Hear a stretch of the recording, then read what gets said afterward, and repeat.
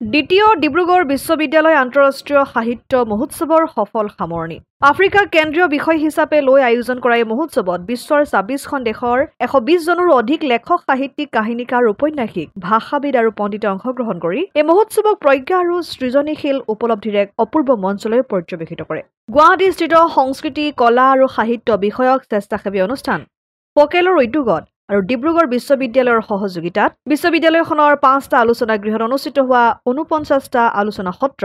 আৰু কৰ্মশালাৰ যোগেদি তেওঁলোকে সৃষ্টিৰ আঁৰৰ কথা সংস্কৃতি সমাজ ভাষা আৰু ভাষিক সমস্যা অনুবাদ মানৱীয় সংঘাত আৰু উপলব্ধিৰ ভিন্ন আৰু বহুমাত্ৰিক দুৱাৰবোৰ উন্মোচিত কৰে এক বুজন সংখ্যক ছাত্ৰ-ছাত্ৰী আৰু সাহিত্যানুৰাগী ব্যক্তিয়ে উক্ত অনুষ্ঠানত সক্ৰিয়ভাৱে অংশগ্ৰহণ কৰে বিশ্ববিদ্যালয়ৰ ৰংঘৰ প্ৰেক্ষাগৃহত এক গাম্ভীৰ্যপূৰ্ণ পৰিৱেশত ছাত্ৰ-ছাত্ৰীসকলৰ দ্বাৰা বিভিন্ন সাংস্কৃতিক কাৰ্যসূচীৰ জৰিয়তে সামৰণি পৰে ডিব্ৰুগড় বিশ্ববিদ্যালয় উদ্যোগত আৰু ফকেলৰ সহযোগত আমি দ্বিতীয়বাৰৰ বাবে এবাৰ ইণ্টাৰনেশ্যনেল লিটাৰী ফেষ্টিভেল অনুষ্ঠিত কৰিছোঁ ভাৰতবৰ্ষৰ লগতে পৃথিৱীৰ প্ৰায় ২৬খন দেশৰ ১৪০ গৰাকীতকৈ অধিক প্ৰতিনিধিয়ে ইয়াত অংশগ্ৰহণ কৰিছে পৃথিৱীৰ বিখ্যাত লিখক সাহিত্যিকে ইয়াত অংশগ্ৰহণ কৰিছে আৰু ডিব্ৰুগড় বিশ্ববিদ্যালয়ৰ অন্তৰ্গত মহাবিদ্যালয়সমূহৰ ছাত্ৰ-ছাত্ৰীসকলে অংশগ্ৰহণ কৰিছে আৰু উত্তৰ পূৰ্বাঞ্চলৰ প্ৰায়কেইখন বিশ্ববিদ্যালয়ৰ প্ৰতিনিধি ইয়াত অংশগ্ৰহণ কৰিছে আৰু প্ৰায় এই 4 দিনত প্ৰায় ১০,০০০তকৈ ওপৰ ছাত্ৰ-ছাত্ৰী ইয়াত অংশগ্ৰহণ কৰিছে আৰু ৫০টাতকৈ অধিক ছেছন অনুষ্ঠিত হৈছে আৰু এই যিসকল বিখ্যাত লিখক লেখিকা এইসকলৰ সংস্পৰ্শলৈ আহি আমাৰ যিসকল লেখাৰ প্ৰতি আগ্ৰহী থকা ছাত্ৰ-ছাত্ৰীসকলে যথেষ্ট পৰিমাণে অনুপ্ৰাণিত হৈছে আৰু আমি আশা ৰাখিছোঁ এই ছাত্ৰ-ছাত্ৰীসকলে এই মহান লেখক সাহিত্যিকসকলৰ সংস্পৰ্শলৈ আহি তেওঁলোকে ন সৃষ্টি কৰি যাবৰ কাৰণে সক্ষম হ'ব বুলি আমি অনুভৱ কৰিছোঁ আমাৰ এটা অৰ্গেনাইজেশ্যন আছে ট্ৰাষ্ট এটা আছে ফকেল বুলি foundation for culture and arts and literature সেইবুলি ফকেল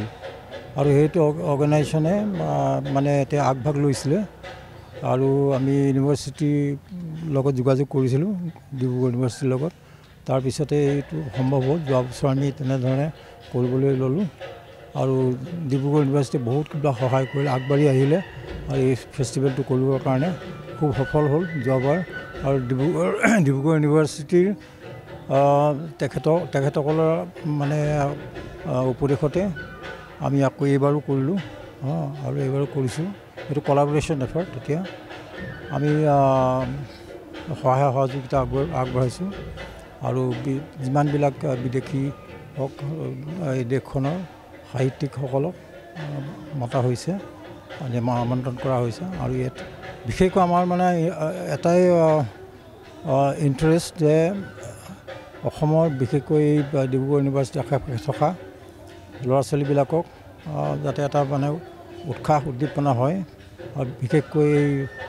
সৃষ্টিশীল কামৰ ক্ষেত্ৰত ৰাইটাৰ হিচাপে ৰাইটিঙৰ ক্ষেত্ৰত যাতে অলপমান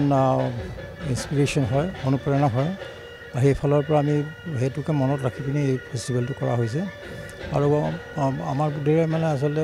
ভাল হৈছে খুবেই ল'ৰা ছোৱালীবিলাক উপকৃত হৈছে ভাল লাগিছে অসম আদিত্য ডিব্ৰুগড় NKS হুণ্ডাইলৈ স্বাগতম নৰ্থ ইষ্টৰ প্ৰথম GDSI 2.0 ফিচাৰ্ছ ডিলাৰ হৈছে NKS হুণ্ডাই অত্যাধুনিক সা-সুবিধাৰে তৈয়াৰী most updated হুণ্ডাই ডিলাৰ এতিয়া ডিব্ৰুগড়ত আমাৰ NKS হুণ্ডাই ডিলাৰত open sales consultant room customer ৰুমৰ লগতে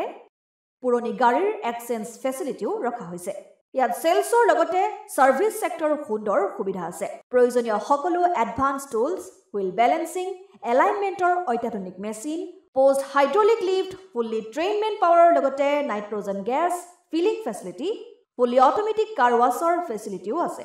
লগতে NKS হুণ্ডাই ডিলাৰে কাস্টমাৰ সকলৰ সুবিধাৰ্থে মোবাইল সাৰ্ভিস ভেনৰো ব্যৱস্থা ৰাখিছে য'ত হাইড্ৰলিক লিফ্ট ৱাছিং facility wheel balancing tyre pressure check কৰাৰ লগতে বহুখিনি সুবিধাই উপলব্ধ আছে NKS হুণ্ডাইলৈ আহক আৰু সুবিধাসমূহ গ্ৰহণ কৰক